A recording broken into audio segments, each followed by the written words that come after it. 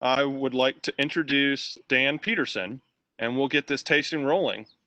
Uh, Dan is a UC professor and board certified toxicologist, drawing on over 30 years of experience in winemaking. He teaches wine classes in DAP's horticulture program. He was featured in a recent edition of Cincinnati Magazine. He is a certified level 3 wine expert with the Wine and Spirit Education Trust, the largest global provider of wine, spirits, and sake qualifications based in London. He received his BS from the University of Wisconsin-Madison, his MS from the University of Iowa, and his PhD in biochemistry and molecular biology from Vanderbilt. So not a Bearcat, but we won't hold it against him. Dan, the wine patio is yours. All right. Well, thanks. Can everybody hear me? Russell, can you hear me at least?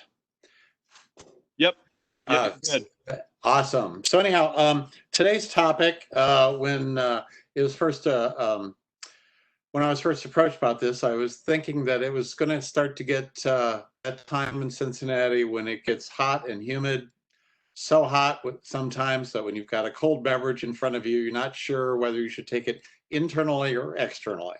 So anyhow, I came up with a series of wines today that are ideal for scorching summer days, and hopefully some of these will be new to you. That's the whole idea. We've gone a little bit off the beaten path. Hopefully, maybe one or two of them are wines you've tasted before, but hopefully not all three. So anyhow, feel free to interrupt. I call these patio pounders because, you know, on those hot summer days in Cincinnati, when you're out in your patio, you need something that's thirst quenching, something that's ice cold. And, you know, those summer drinks, whether it's a margarita or a gin, many of them have citrusy flavors in. The ones I mentioned have lime. I think you'll find that all the wines that we're tasting today are quite citrusy, and a lot of them have lime. So there is a theme behind the theme. So hopefully that'll all come out when we are tasting these wines. All right. So I think we said a little of this already in the introduction, but citrusy wines work really well when it's hot, partly because you're eating lighter food, particularly a lot of seafood. But some of those, you know, oaky, smoky Chardonnays that we might like in, you know, in the shoulder seasons can be a little bit too much when it's 95 degrees and 95% humidity. So the wines that at least I gravitate to in the summer are some of those things that you might find in other summer drinks, things with lemon or lime or grapefruit.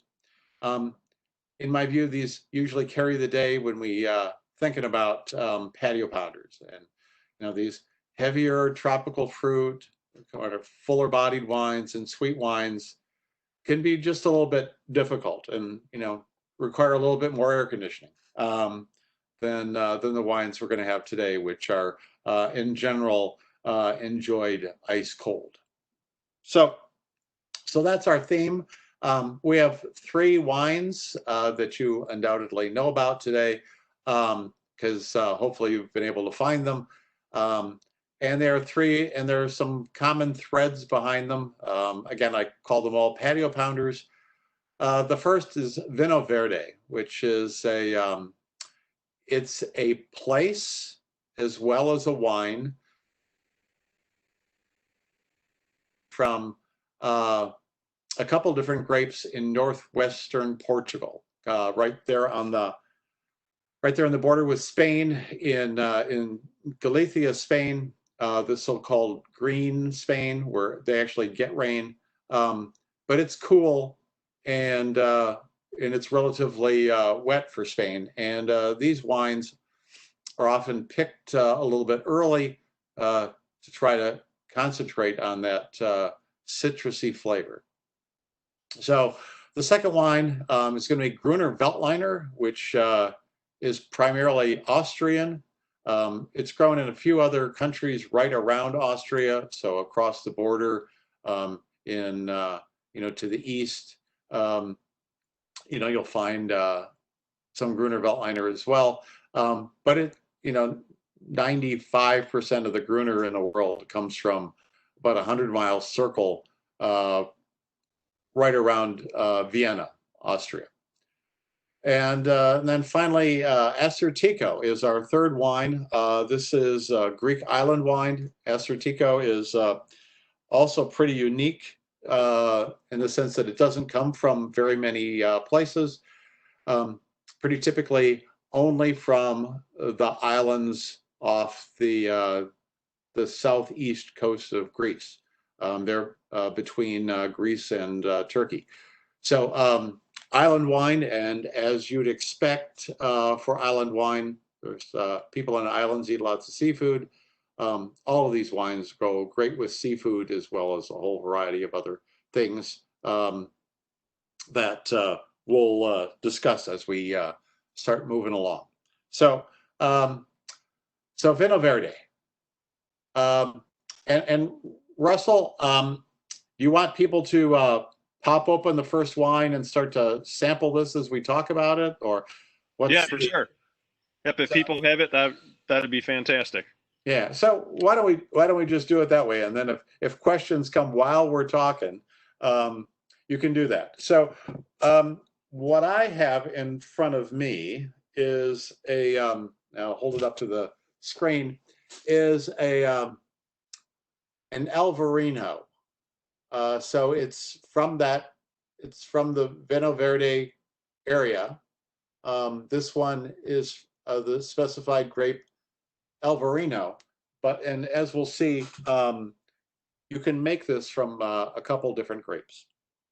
All right, so let's get started with Vinho Verde. I probably have a half a dozen slides or so about each grape. So we'll talk about these a little bit, and then we'll talk about flavors and what we think of these wines, before we move on to the next wine. So anyhow, with respect to Vinho Verde, I think of this as the classic patio pounder. You probably shouldn't be drinking in the direct sun, but if you're out in your patio, this Portuguese wine is the perfect patio or pool to drink. Vinho Verde, which means green wine, comes from a small area in northern Portugal. They do make other wines besides the whites that we're going to have. There are some reds and rosés, but traditionally, again, it's a cooler area. These wines are particularly sought after for this kind of mouth-watering or mouth-zapping acidity, sometimes subtle carbonation. Some of you are going to have some bubbles in your wine, and lower alcohol. So it's a good choice for summer when it gets hot.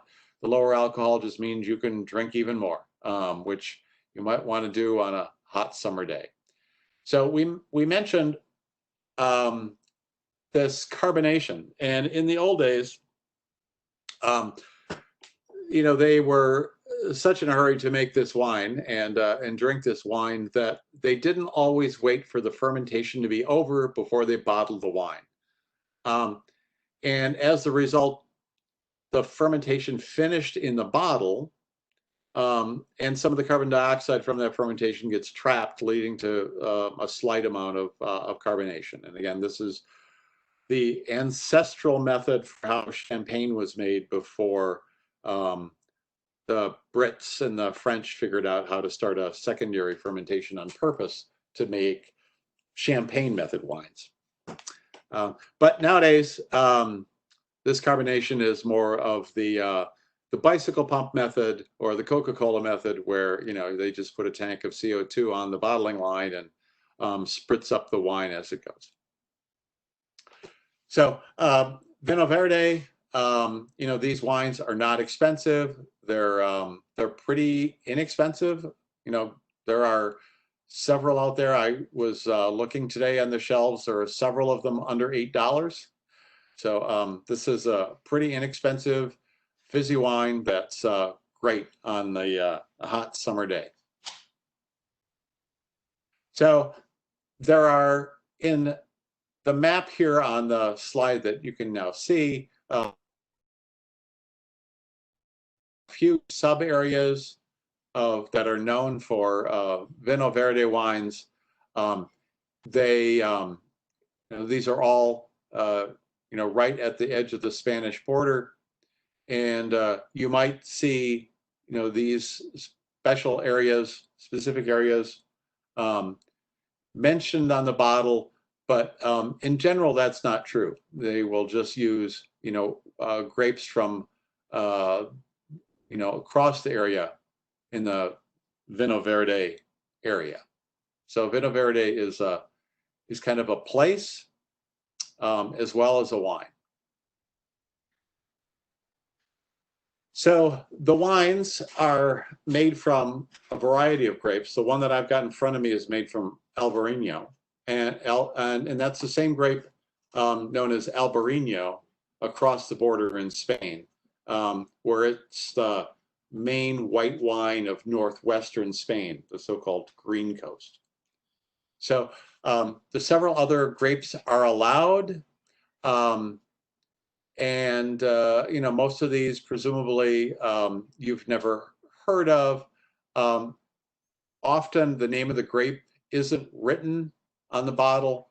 Albarino is one of the major grapes that's used, primarily because of some florality in the grape style, but again, slightly different blends can be used in the product. There are, as we've mentioned, wines from this area can range from white to rosé to red, but they're mostly dry. They mostly have green, like lime, and they're usually picked at a relatively early stage of ripeness. So somewhere around 20 bricks or less.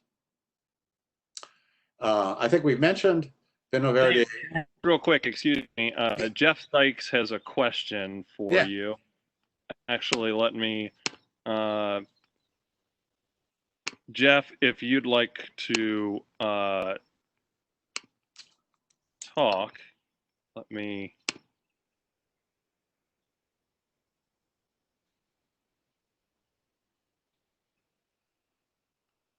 Jeff, can we hear you?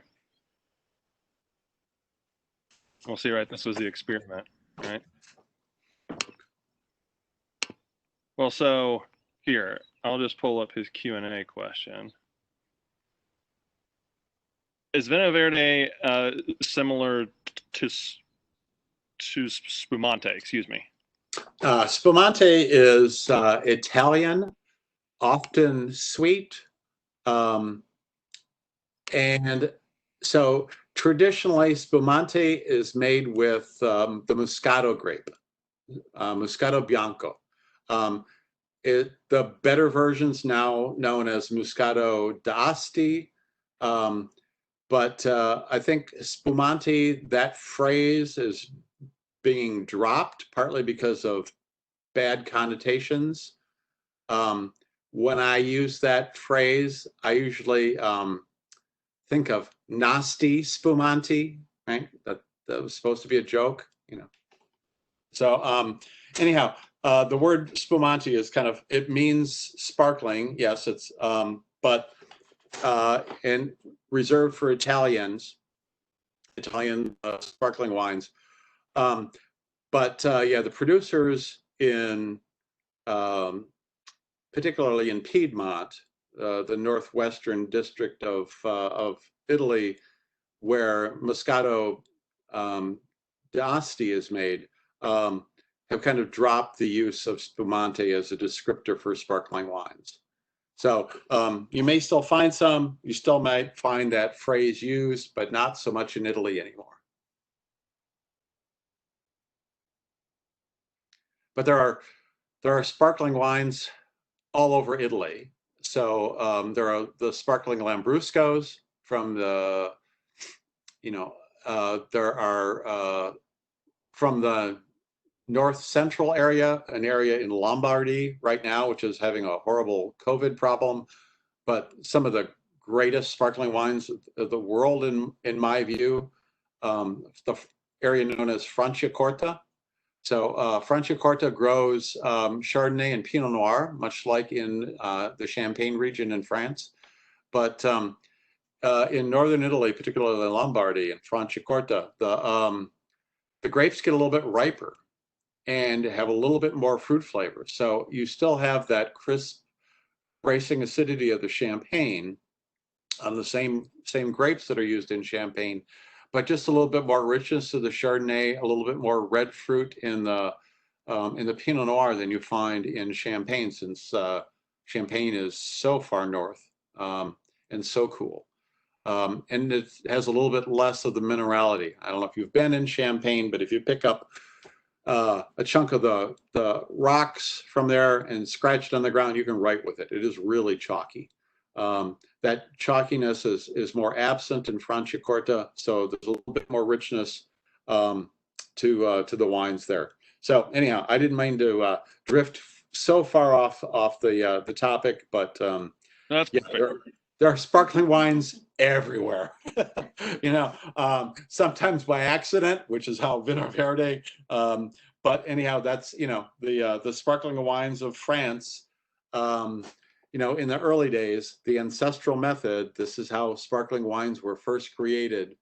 In Europe, was by accident. They bottled them before the fermentation was done. So, any other questions with respect to carbonation in these? Again, it's usually spritzy rather than bubbly, right? So it's not a full-on sparkling wine. It's just kind of spritzy. All right, moving along. Let's see. High acidity. Again, that's partly, it's these grapes are picked at relatively low sugar levels and generate lower alcohol levels. And again, as grapes ripen, the acids go down and the sugars go up. So, one of these, the acid curve is going down, the sugar curve is going up as they ripen. So because these are picked relatively early, they have, in some cases, bracing acidity. But of course, that's mouth quenching, palate quenching, thirst quenching. If you think of all the beverages that you know that are thirst quenching, whether it's beer, lemonade, orange juice, coffee, they all have a pH of about 3. In other words, these things that we think of as beverages, refreshing beverages, are pretty. This is a little bit even more acidic than any of those. But whether it's grape juice or Diet Coke, these thirst quenching things are pretty acidic. So we mentioned a couple different grapes can go into these.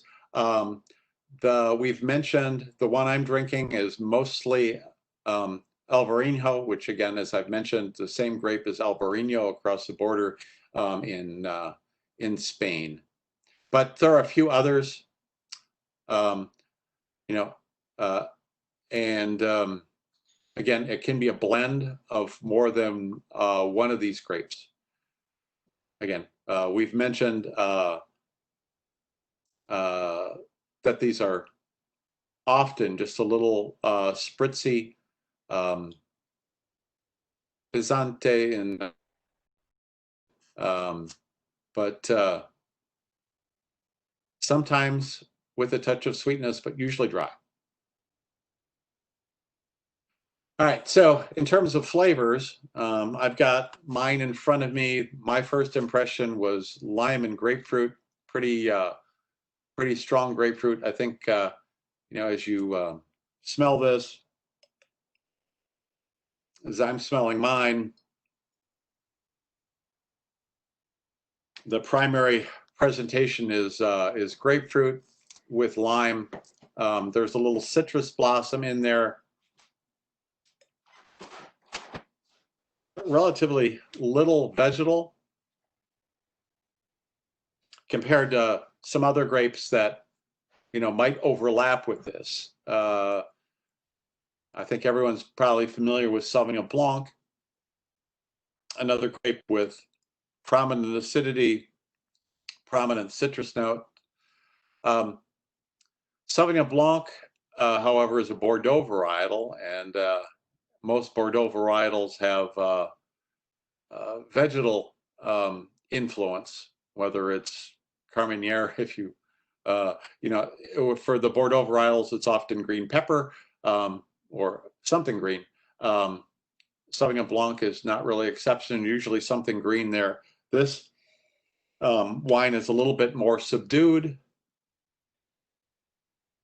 and to me, a little bit more perfumed or floral than Sauvignon Blanc ever gets.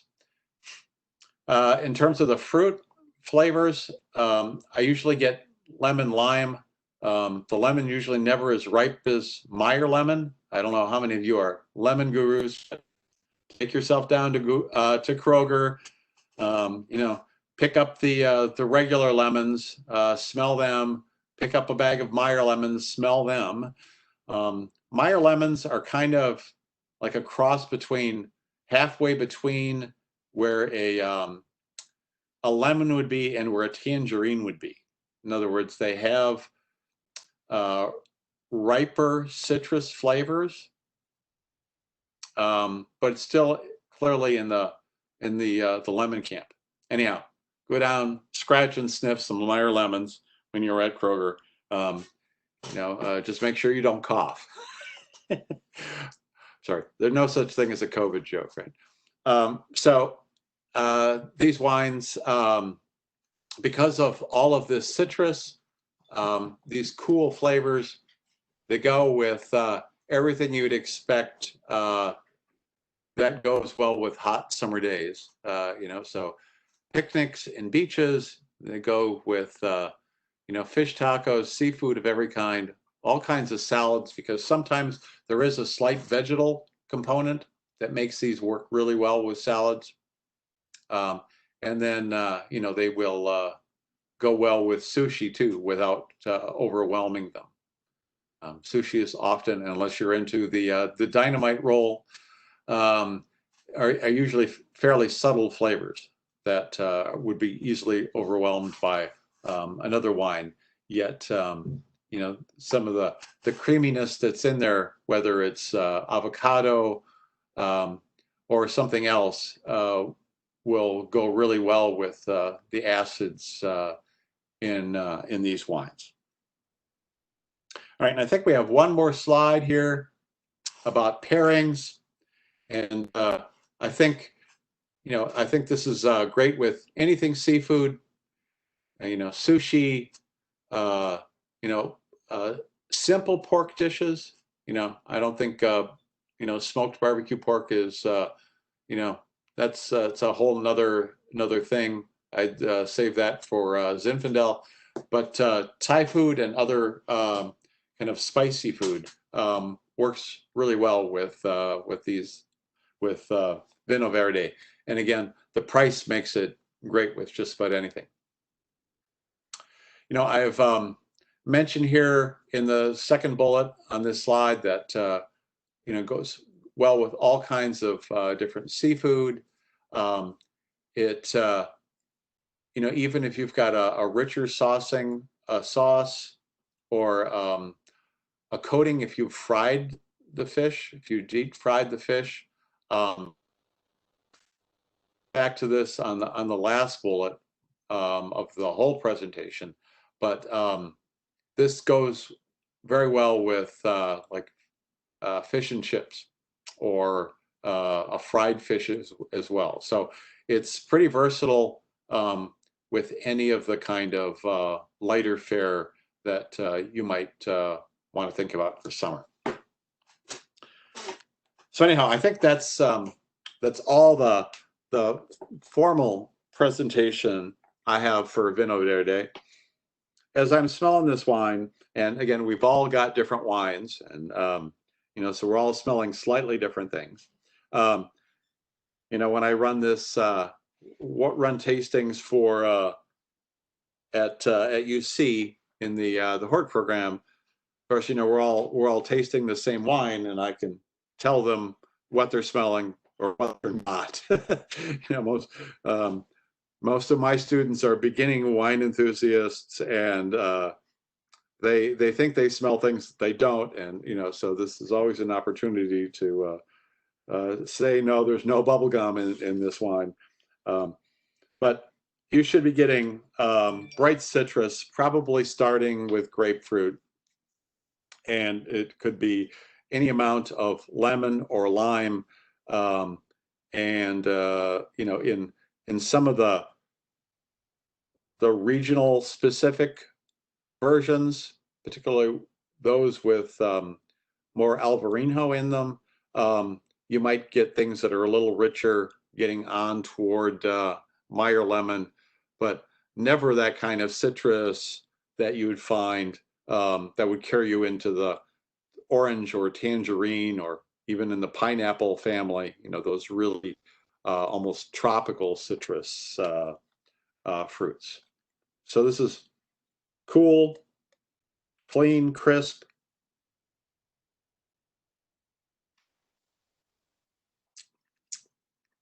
As I taste this, it just makes me want to taste more. The acidity is bracing, but I think for a beverage on a hot day, I think if it's served, absolutely ice cold, right out of the cooler, right out of the ice bucket, I think that's perfect. A lot of people say not to chill your wine below refrigerator temperature. You'll lose too much of the flavors if you cool a wine below, say, 40 degrees temperature. But I think for all of the wines that we're going to have today, you can serve these at 32 degrees, right off the ice, and they're the flavors, of the citrus are so prominent, the acidity is so prominent that it'll be, undeterred by, cooling it down to 32 degrees. And I think that ice cold makes it even more refreshing. So do we have any questions, comments on Vino Verde? Anybody got anything really interesting that's coming up in their glass that they might want to mention? I don't want to do all the talking here. Well, we've got some conversation going on in the chat. We're just going back and forth on what people were drinking. And I'm drinking the Broadbent Vino Verde. And I was struck by just how light and that kind of the acidity, and not the sparkling like you described, Dan, but just there's a just nice carbonation to it that's just really, really nice. Yeah. And for wines that are this acidic, sometimes you will feel that on the tips of your tongue. Even if it's not carbonated, you will have the sensation of a little carbonation just on the tip of your tongue if you hold it to these wines. So that wouldn't be surprising. My glass, as I swirl it, doesn't throw any bubbles, doesn't make any foam, but when I taste it, it almost feels spritzy on the tip of my tongue.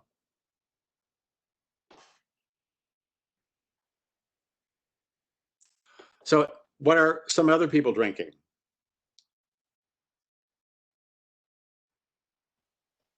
We've got a Dulce Vino Verde 2019 and Casa del Valle. Look, I'm totally butchering these, Dan. I don't know. Maybe and I don't speak Portuguese either. So I know Garcia. That's another one. I very much like this wine. I'm drinking the Gazella. I prefer reds, but this is great for summer, says Debbie Nelson. So anyhow, I hope you're all enjoying this. It is, you know, an alternative. You know, it's a wine to introduce your friends to. Again, there are good ones under $10. You know, and so if you're throwing a patio party, no one wants to, you know, throw out $100 bottles of wine and have people put ice cubes in them, right? So throw out a few of these. It doesn't lighten your pocketbook very much, but these are really very refreshing wines and go well with all kinds of summer appetizers that you might want to put out. All right. So let's go ahead and move along and move on to wine 2, which is, you know, knowing that the Danube River is in the background, which is in Austria. There's only one grape in Austria, and that's Gruner Veltliner. So Gruner Veltliner, another dry white, you know, that's going to fit in well in this Patio Pounder series.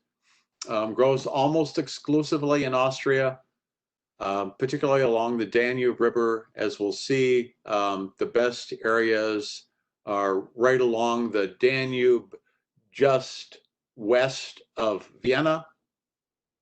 Gruner Veltliner, if you don't know it, it's the #1 grape of Austria. There are flavors of green pepper and, not so surprisingly, lime. That's why it's in the menu for today. This is kind of an exotic alternative to Sauvignon Blanc or, you know, other citrus flavored wines. The name translates to green wine of Veltlin, which is actually, Veltlin's now in Italy. You know, in Europe, borders have a nasty habit of moving around. You know, so Veltlin was an area in the lower Alps that's now part of Valtellina in Italy. So again, green wine is in the name of this wine, but this one is from Austria. So here's the Austrian wine map. We're concentrating on the yellow area. You can see within that yellow area in the upper right, there's the blue box, which is the city of Vienna, which is the wine area known as Vienne. But the Danube flows through Vienna, east-west, and you can see there are a variety of small areas just west of Vienna, Wachau, Premstal, Camptal. These are the best sub-areas within Niederösterreich for the production of Gruner Veltliner. You can see there are a few other areas, you know, in the east of Austria that are wine producing areas, but you know, that wine is not as highly sought after as is Gruner Veltliner. So again, I suggested you try to find one from Wachau, but again, the classic areas are right along the Danube there west of Vienna. So there are both the light and zesty style of Gruner, which is the kind we're really thinking about today. There are reserve styles that are a little bit heavier. They get more expensive, but most of what you'll find is the light and zesty style that's found in these less expensive bottlings. And again, most Austrian Gruners are light and zippy, meaning in terms of the acidity. Bartels are usually dark green and tall, you know, that Rhine wine kind of bottle shape. You know, as with Vinho Verde, before it, Gruner is usually best drunk young within a couple of years of the vintage date. Again, don't be surprised to see some tiny bubbles occasionally. You should expect some bracing acidity, flavors of green vegetable and lime. Again, Gruner is another one of these wines served ice cold on hot summer days, which is exactly why it's on the menu today. So there are, again, if you're looking at the slide in the picture, here we're seeing the Wachau, and I was just trying to show that as the Danube kind of flows through, all the best vineyards are associated right next to the river. So you can see the green blotches next to the blue swath, which is the Danube. All the best Gruner Veltliner areas are associated with that river.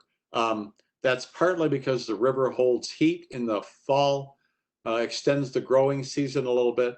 Also because, you know, it's an extensively eroded area. The hillsides that face the are facing southeast or sometimes straight south. They pick up more sun because of their angle. And again, that this is a pretty northern country, helps get these grapes ripe.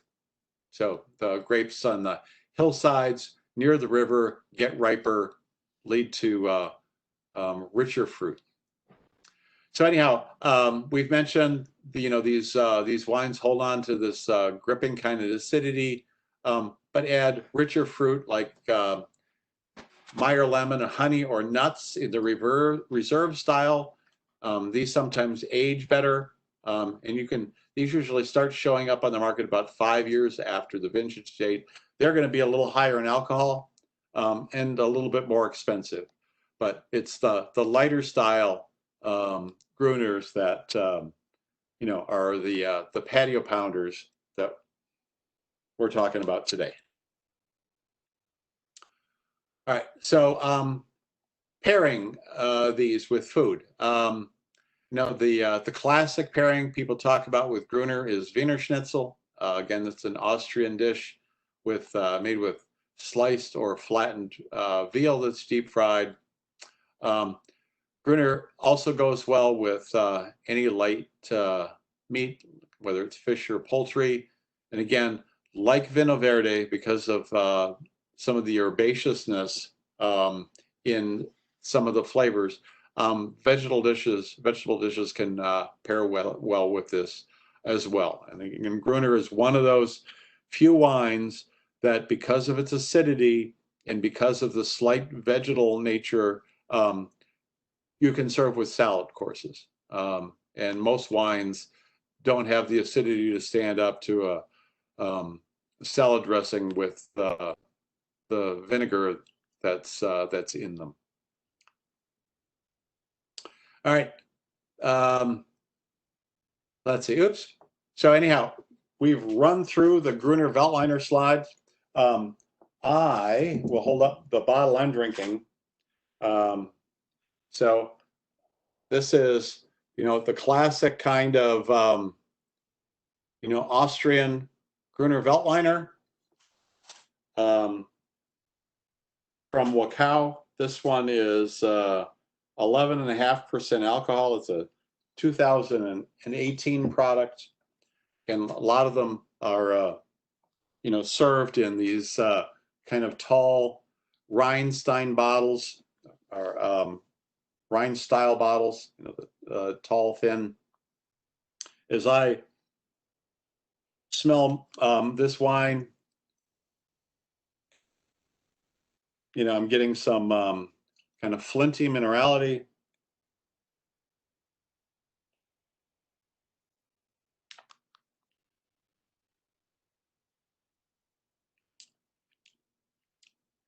Again, really prominent acidity and lovely citrus flavors.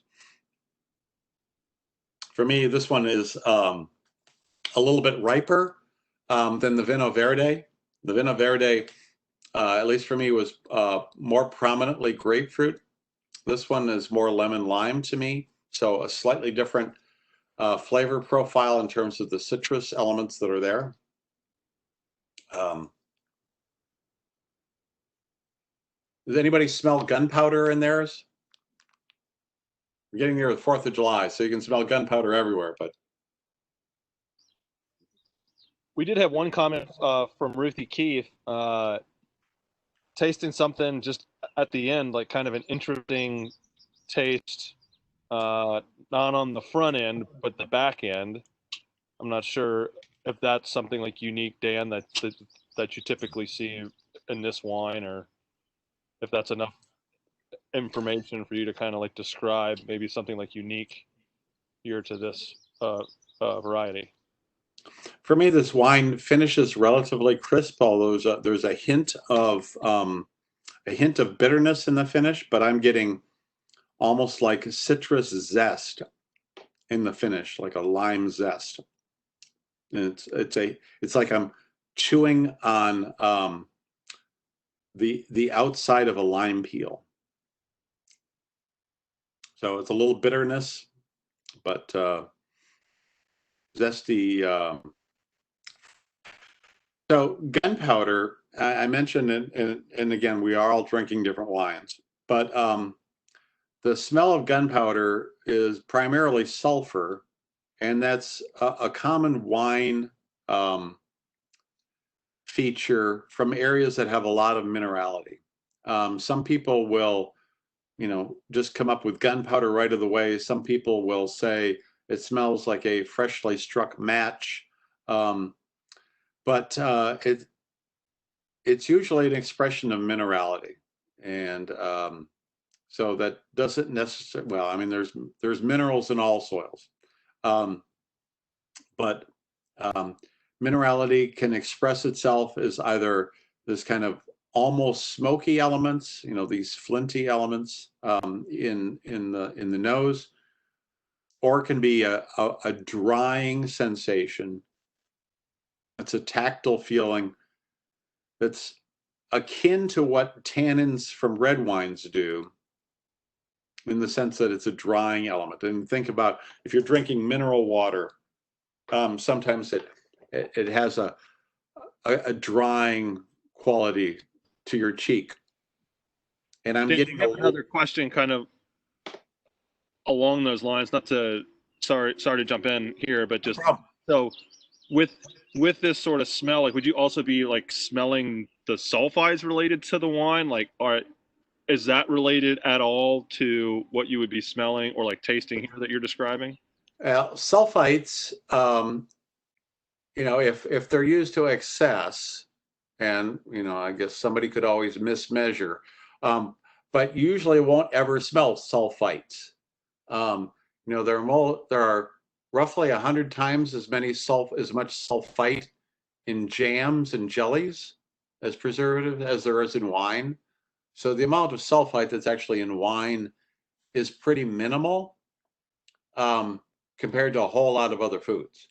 So it's not sulfite, it's sulfides, different sulfur compounds. And again, so it's a kind of, if you strike rocks together, especially like flint, and if you're trying to start a fire or something, when you strike those rocks together, you're going to create sparks and smoke, and it's that smoke that you smell when you do that. Like, and I know I probably sound like I've smelled way too many things, but if you're a friend of JMAT's, and many of you have done tastings with JMAT before, JMAT will maintain that he can tell the difference between the blue and the pink Fruity Pebbles in the cereal box. So people who spend a lot of time with wine notice smells, and so JMAT is a pro at that, and so you just have to be conscious about all the smells in your life, and every tree that you walk by, exactly how that differs from the last tree you walked by. And I know in my neighborhood, this is a time for the bay laurel magnolias, which smell like heaven. But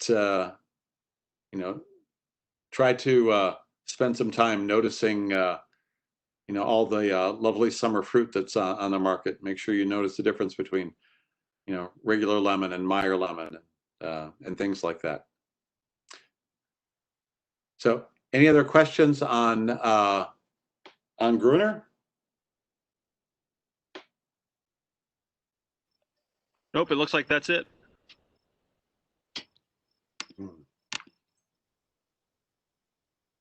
So my example is was about $20. It was from Wachau. It's a little richer than the Vino Verde, but still a delightful wine for summer consumption. All right, moving along to our third wine for tonight. The third wine is Acertico, and it has more than one spelling, but wine from Greece. In the top part of the picture, you can see the actual island of Santorini. It probably won't shock you to hear that it's a volcano and that it exploded, essentially creating the island of Santorini. The island of Santorini is right here. If you can see the lower panel, I just circled where the island was. All right, so it's that little green bubble there in the middle of the target. So that's where the island of Santorini is. It's off the southeast coast of Greece. Area here that looks like fingers is the Peloponnese Peninsula. Again, Peloponnese means fingers. If you can, look at, you can kind of imagine, kind of looks like a hand. So anyhow, this is the Peloponnese Peninsula. Again, different grapes, but we're going to be talking about island wine here, Acertico. And it has more than one spelling, both one S and two. So if you see either or you use either one, you're not wrong. I don't know if I have to get out of my annotate mode here to move. All right, so anyhow, Acertico is a white Greek wine grape. It's indigenous to the island of Santorini. As far as I know, other than the Greek islands, it's not grown anywhere else. As we mentioned, this island was created by a volcano, so you wouldn't be terribly surprised to know that the soils are okay. So it's grown on these rocky soils in this and a few other islands that are nearby. One of the peculiar things about the Isle of Santorini is that it's windy, really windy, and the grapes struggle in the wind, and they train the vines into these baskets. So this is called basket pruning, and the grapes are protected from the wind essentially by these woven grapevines that form these baskets. So it's obviously a labor intensive thing, but basket pruning is extremely uncommon, across the world. Many other grapes, and this is, the primary place where this is done, on the island of Santorini for Acertico grapes. So a really kind of unique trellising and growing system. Again, they're close to the ground to try to get out of the wind a little bit. They're sheltered by, those vines forming that basket shape. Again, so this is all grapevine that's forming this basket. So again, this is these are old vines. You know, these can be 400 years old. You know, it takes that long to form these baskets, protect these grapes. In that amount of time, the roots go down very deep. Even this is pretty, you know, rich in nutrients. You know, the grapes have to go down pretty far to get everything they need, and that just takes time. Again, because of the peculiarities of the soil, not much of a problem with phylloxera, you know, which has plagued the rest of the world so many times. All right, so if you're on the island of Santorini, you know, it's a beautiful place, blue skies, lots of seafood. Of course, they would have a wine that goes great with seafood. So Asortico is another wine with citrus flavors, particularly lemon. Again, some people might think it's similar to Sauvignon Blanc or Albarino. You know, we've tasted Albarino, which is the same grape, or Gruner. So again, these wines all have similarities.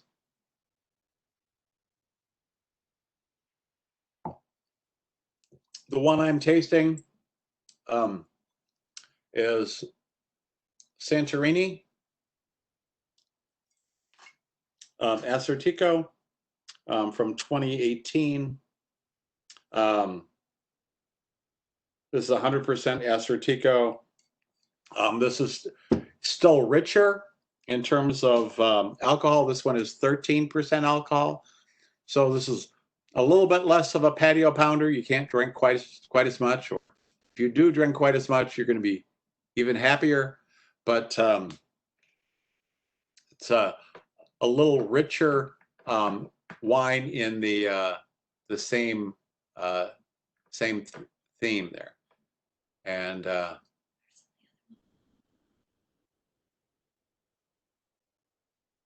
I could see someone in the chat, but no. So has anybody got Asortico from anywhere else other than the island of Santorini?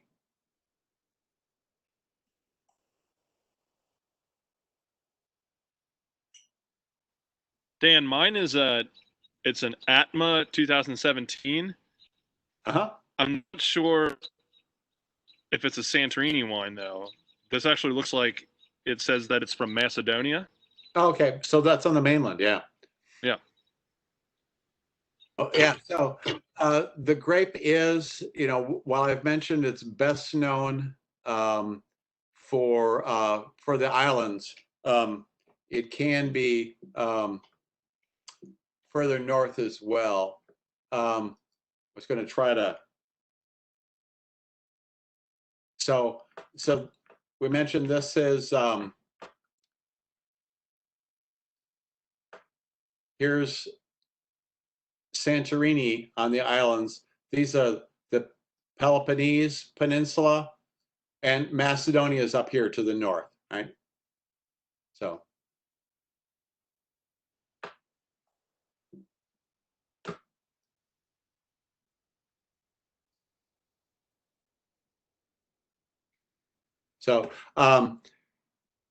yeah, it's in Macedonia. You're getting to higher altitude, up into the mountains, and in general, when you start to get up into the mountains, people get colder. They drink richer, redder wines and eat heavier foods, which tend to go less well with a light, spritzy wine like Asortico.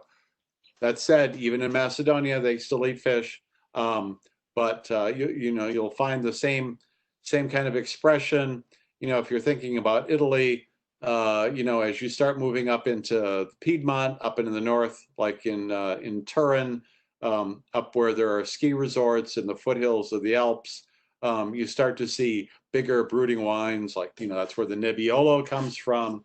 So in the hotter season areas, you tend to see more lighter fruit flavored wines to go with the lighter fare that's being consumed in those warmer areas. Dan had a question about something that somebody noticed on the wine that they have, and I'm going to totally butcher the pronunciation for this.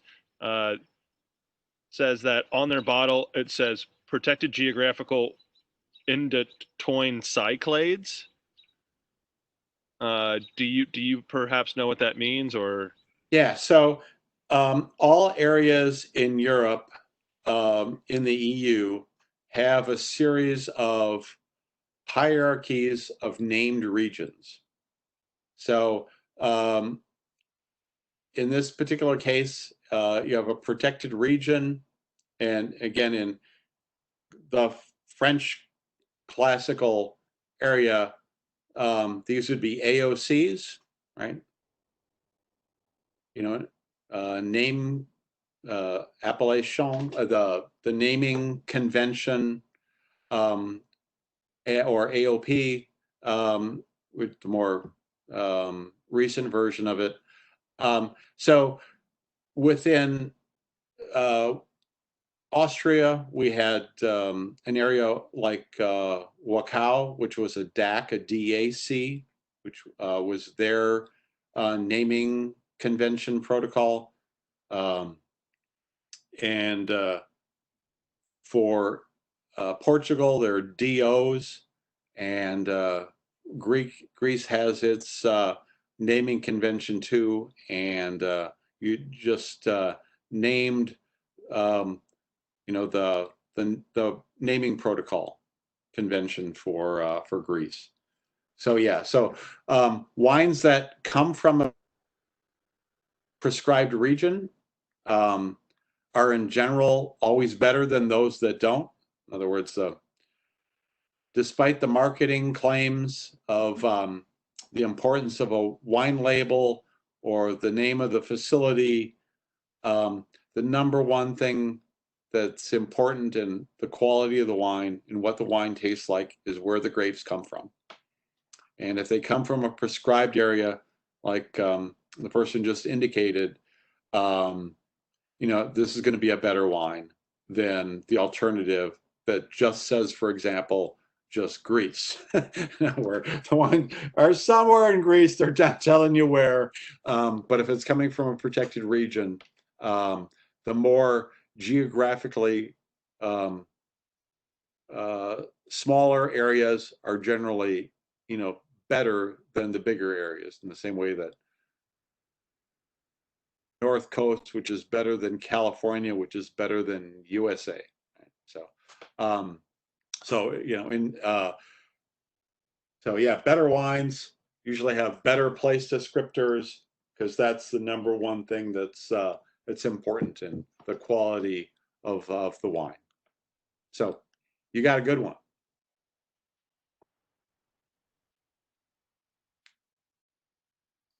So moving along here in terms of pairing, I'm showing here a picture of fried calamari, and which of course is squid, which is a local delicacy, or not even a delicacy, because they swill this stuff. I mean, they eat a lot of calamari.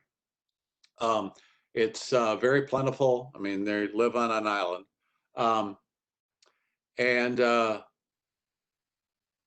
fried calamari goes absolutely perfect with Astratico, as with many other things. So, and I wanted to kind of mention this now, because I've mentioned 3 wines that we've talked about so far, and for each of them, I've mentioned fried fish or fried veal, or something fried, and for most people, for my introductory wine class, I always, talk about pairings of the like with like, matching things, light flavors with light meats, heavier, richer red wines with heavier, richer red wines, wines with vegetal elements to go with. You're pairing like with like. But there are more advanced pairing practices which rely on complementary pairings instead of like with like pairings. And so what I wanted to kind of highlight as we were thinking about these three wines kind of collectively is that these are all high acid wines and they go really well with fatty stuff. And that's a complementary. Fat and acid go together really well. And if you think of, for example, champagne, which is really high acid, goes really well with caviar, right? Fish eggs, that's a lot of fat in fish eggs, right?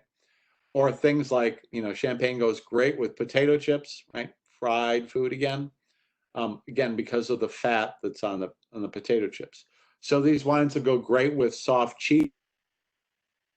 Again, the high fat with fry food, whether it's seafood or not, or just in general seafood. If you're pairing the like with like thing, right? So light wine with light fish works great, but the fat acid pairing will work as well. So you can bring in different things into some of these wine and food pairings. So anyhow, I have, as I mentioned, Astratico from Santorini in front of me. To me, it's the richest of the three wines that we've tasted. The fruit flavors, you still in the lemon, lime, and grapefruit. A little bit less of the grapefruit, so getting riper in that citrus family.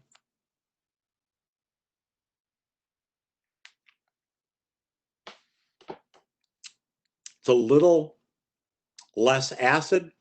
It's not this tingly tip of the tongue acid. It's not this, almost give you a headache kind of acid, but still quite prominent.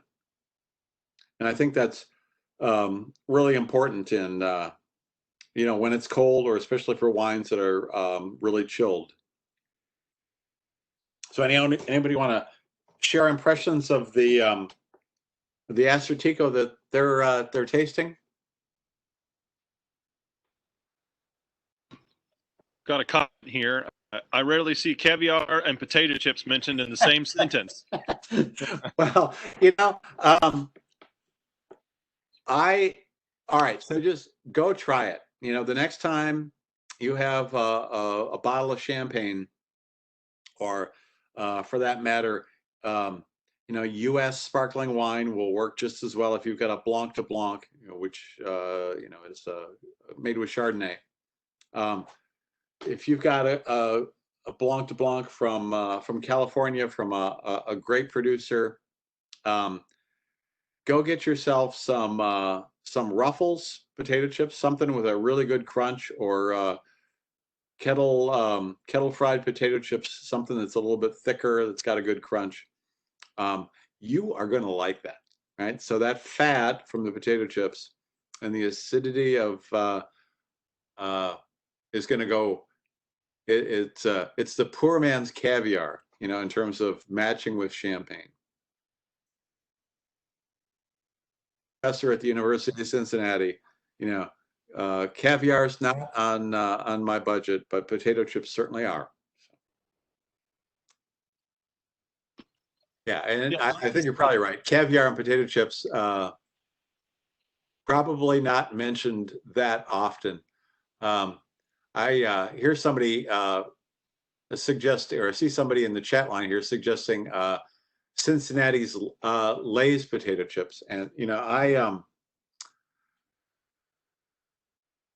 I am agnostic with respect to the brands of potato chips, but I particularly like the crunch. So the Lays that I'm familiar with are flat and light oil fried. Um, Perhaps they make a kettle cooked version. I'll have to check it out. But Kettle cooked Cape Cod brand. Yep, I see that. Yeah, from Emily in the Q&A box. Those would be nice and crispy. yeah. So anyhow, yeah, it's a pairing you got to try. Yeah. So it's patio season. Get out the potato chips. Get out the sparkling wine. Um, it's yeah, good sparkling wine from California is about half the price of vintage dated champagne. So you can buy twice as much. Um, and so vintage champagne these days starts at about 40 and goes north of there. But you can get great sparkling wine from California, Roederer or Mom, number of different brands for 20. I love the Roederer for 20. It's again, it'd be another great choice of a patio pounder. And had I had more than three wines, in that I was allowed to taste, I don't know how many wines I can taste and stay sober. But if I wanted to stray off our theme a little bit and go toward sparkling wines, certainly they would have fit into the same camp as light, refreshing whites, particularly the Blanc de Blanc versions, or even Cava or Prosecco. They're all made from different grapes. Cava made usually from three different grapes in South Spain. Prosecco made from the Glera grape in northeastern Italy. But lots of sparkling wines around the world, typically picked about the same level of ripeness as like Vinho Verde in order to hold that crisp, high acid kind of balance that works so well on these hot summer days. I could be totally off bat, or yeah, just off base here, and I don't claim to have a refined palate, but this, at least compared with the first two wines, I almost feel like has almost of a more Chardonnay flavor, like not the oakiness, but the Macedonian one that I'm drinking seems to have a little bit of like butteriness to it. Yeah, and as these wines get riper, as we get to warmer, they're going to take on those richer, fuller bodied characteristics. And I tried to move these three wines from wines that were very light to wines that started to accumulate a little bit more body. Chardonnay from a cool place can have some of these same characteristics, but you all know Chardonnay. And maybe you're sick of people talking about Chardonnay. So, I didn't want to go there. Chablis is obviously a cool expression of Chardonnay from the north end of Burgundy that has some of these same characteristics.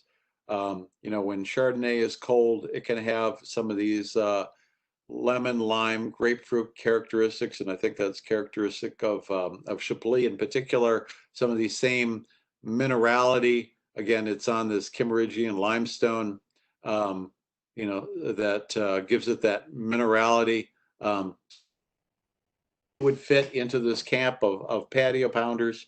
It's just that Chardonnay in general is a little overexposed, and I was trying to give you things that and. Oh, to be clear, I'm not a Chardonnay fan, so I don't know if we're Yeah. what the rest of the group thinks of Chardonnay, but that's almost like if I get something that sort of reminds me of that, it's almost jarring to me because I would prefer to be drinking something else. Yeah. I have my what I call ABC friends, or, anything but Chardonnay. So Chardonnay, has kind of got a bad rap. It's become overexposed. It is in one sense a neutral palate for a winemaker, for someone who likes the hand of the winemaker shows when you're making Chardonnay. So whatever you do, whether it's malolactic fermentation or barrel aging in new French oak barrels, or you're stirring the lees, no matter what you do, it's going to show up in the flavor and people are going to notice. So it's a blank canvas to an artist, right? You can do what you want and it will show. And if you're trying to make a name for yourself in the wine biz, Chardonnay is one of those ways to, it's like, oh, this is really different, or to get yourself noticed. So winemakers love that. It's you can do with it what you want.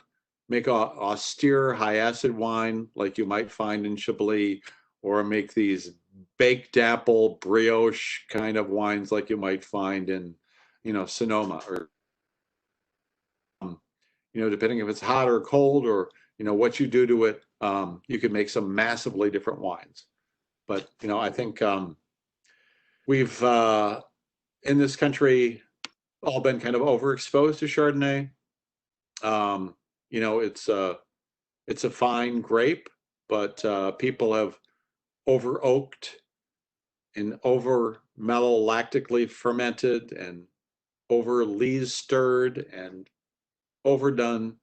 It's so many ways to try to make an impression that it's kind of gone away from the grape itself, and it doesn't taste so much like grape, it tastes like winemaker.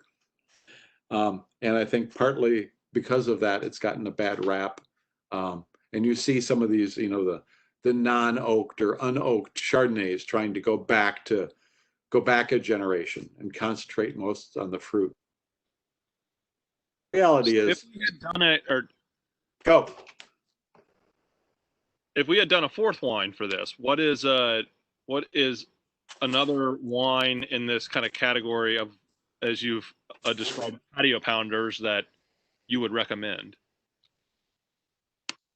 Well, we're Chablis is one that comes to mind, and there are 4 quality levels of Chablis, starting with the Grand Cru, and then the next one down is the Premier Cru, and then the Village wines, and then the Petit Chablis.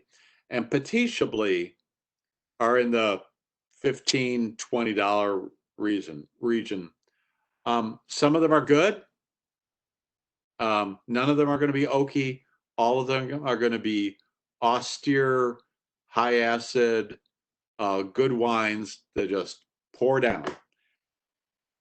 Teachably come from, as we mentioned when we were talking about Gruner Veltliner, the best ones come from the hillsides that face the river, where they can get more sun and get riper. The same thing happens in Chablis, where it's pretty cold in the northern Burgundy region, and the best areas, are on hillsides that face south or southwest, to get warm. But that's where the Grand Cru Chablis come from. As you get away from that, you get away from that richness, and you get back to this, austere, mineral, high acid wine that make a great patio pounder. And I don't think anyone would think that a Grand Cru Chablis it'd make a good patio pounder, because there's just too much there. I mean, there's too much ripeness, maybe too much oak, because they do put some oak in some of the. So the lower quality Chablis would work. And again, that same grape in a champagne, or in a sparkling wine like a Roederer Blanc de Blanc would be delicious as a patio pounder.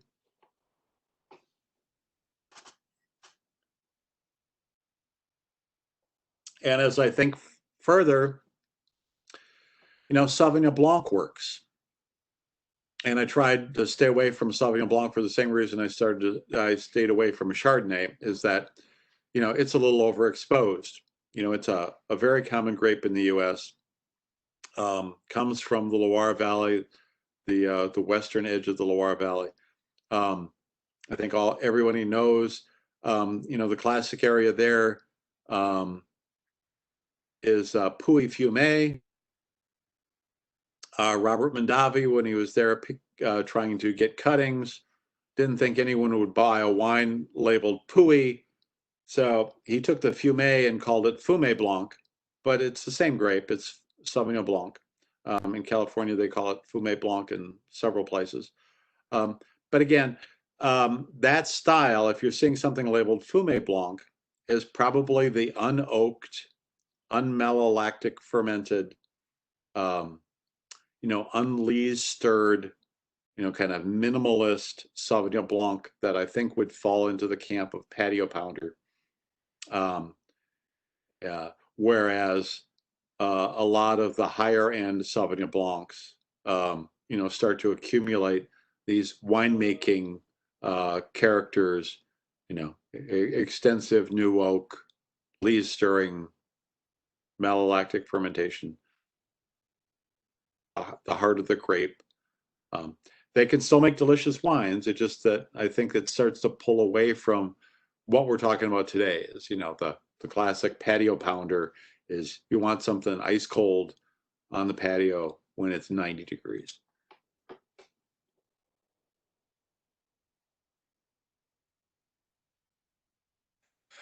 I see someone commenting here on the site. Wine's overexposed when it's available in a box. yeah, you're right. There's nothing stopping folks from putting great wine in a box. It's just that the marketing, I could put a great wine in a gallon jug and try to sell it for $150. But no one's going to buy it because no one wants to spend that much money on jug. And so the same sort of thing applies to boxes. You can put good wine in a box, but people won't buy it because of what their bias is about what comes in a box. I think the canned wine movement has a chance to overcome that and actually put good wine in cans. We'll see whether that bears out. There are a lot of places where I would love to take cans that, taking glass bottles is either weight prohibitive or if it's a pool, safety prohibited. Or, if you're hiking to the top of a hill or mountain, cans a lot lighter to pack back with you than a bottle. So, I have my hopes that different containers get used for great wine, but so far it's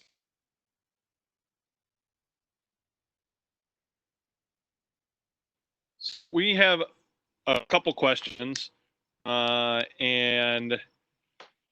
I'm trying to see if I can get the audio on for those that would like to ask those questions, but it's my understanding that I can allow the participant to connect their audio, but then the participant might have to connect their audio. So we might have an issue here with the tech just trying to get it to work.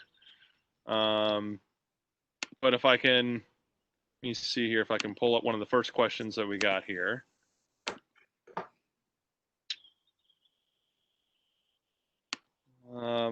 We have one question from Emily Monvasia. So Monemvasia. Can you talk about that? Are you familiar with that variety of this Greek wine, Dan? And I missed the name. Which wine was it again? Monemvasia, Monemvasia. That's not one I'm familiar with. Is that a brand name? Not sure. Got a question in the chat here. If Emily, you want to, it's a blend, I guess. So Okay. it's not the grape, maybe. Yes, if that's not something that's like really kind of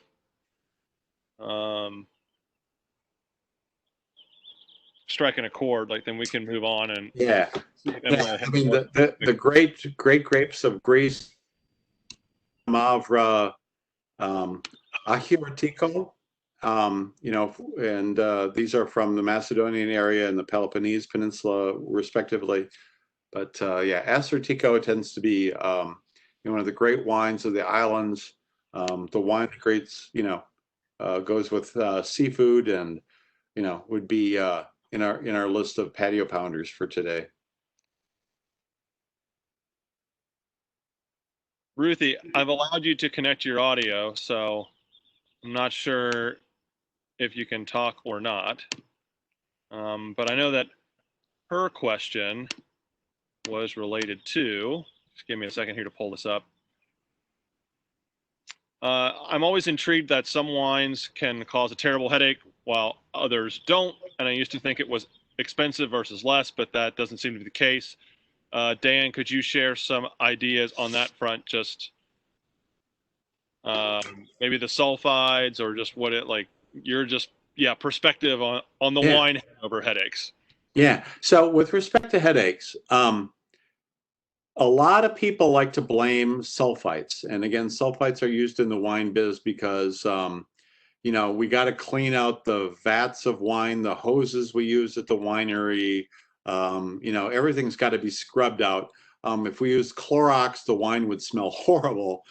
So you got to find something else. And sulfites is the easiest thing. It doesn't really add flavors or odors, but it really cleans things out and keeps them from rotting.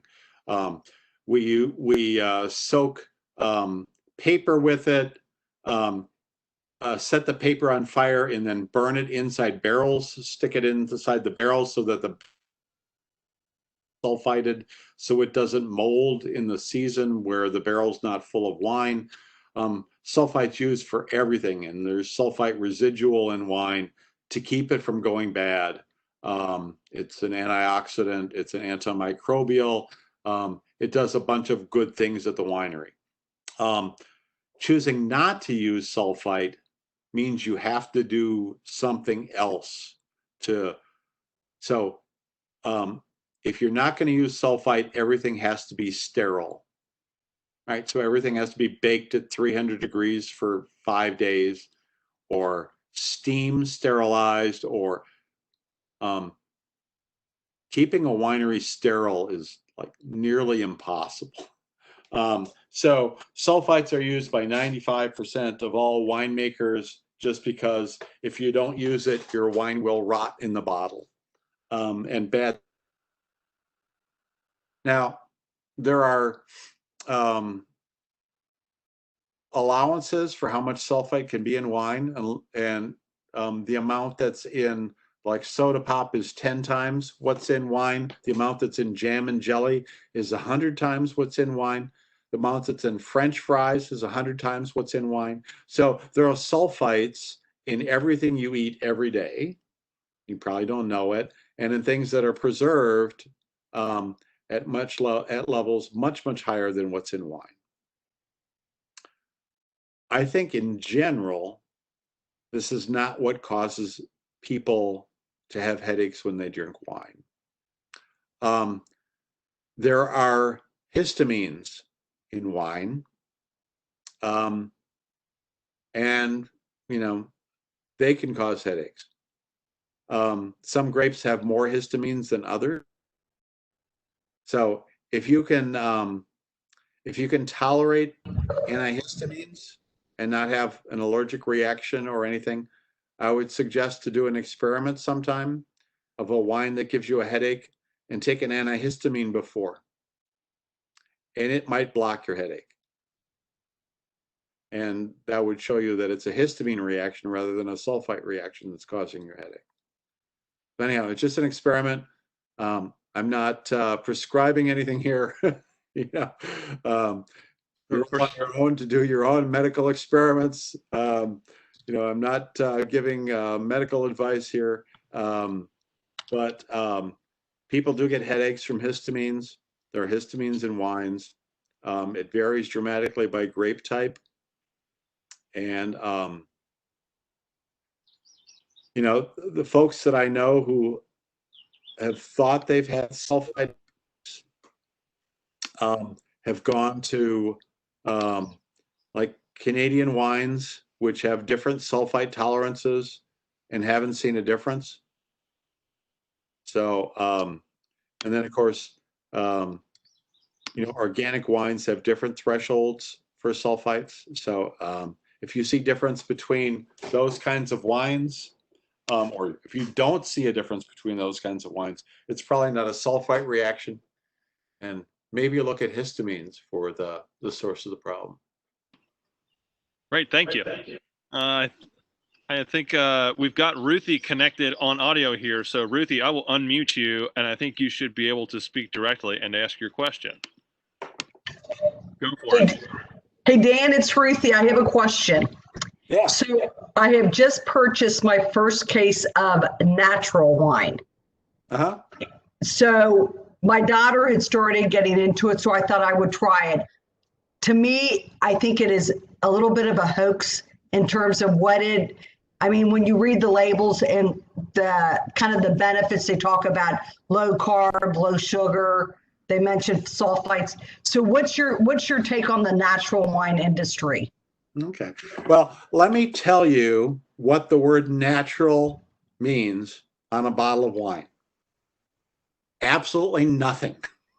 Okay. That word has no definition to the FDA, the EPA, or any other regulatory agency in the United States. Anybody can put the word natural on a wine, whether it's made from grapes, horse poop, or anything. Natural means nothing, right? Now, organic means a lot.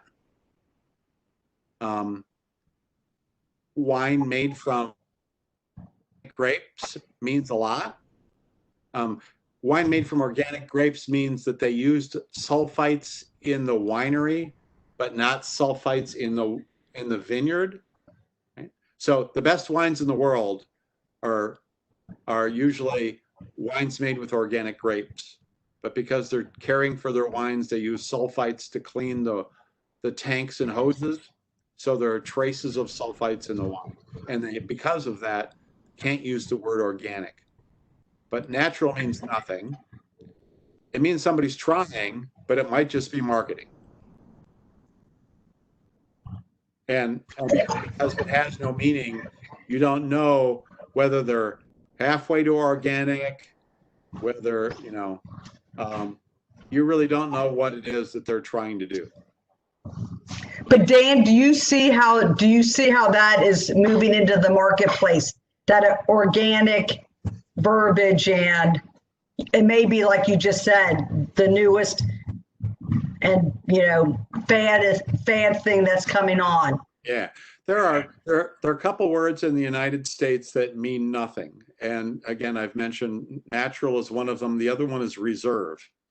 Okay. You can call a wine reserve in the US and it can be the same as your regular wine. You know, you can just mark the price up $10 and call it reserve. Reserve. Now in Spain, it means a lot. You know, there's Gruner Reserva, there's Reserva. I mean, it means, you know, certain aging parameters for the wine, but here it means nothing. So, you know, whether you're, you know, moving down this road, or, you know, wines made with organic grapes, organic wines, you know, whether you're, you know, going, you know, going all the way to, you know, to the most restrictive of the organic versions. You know, many of those things have carryover effects.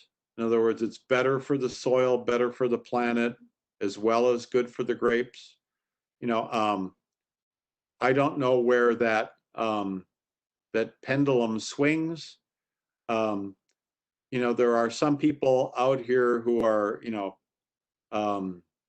if you look at the biodynamic protocols for a wine, and again, biodynamic is kind of like organic on steroids.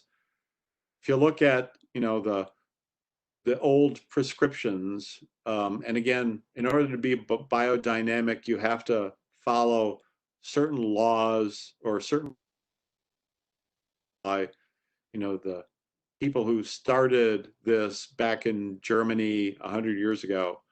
You know, some of these require that you put, for example, dandelions and other things into the skull of a cow, bury it in the ground facing north over the winter, and then take the contents, spread them out, mix them with compost, and spread them out over the field. You know, plants don't know when it's a full moon. They don't know which way is west. Compost is great, but many of these biodynamic practices are just BS.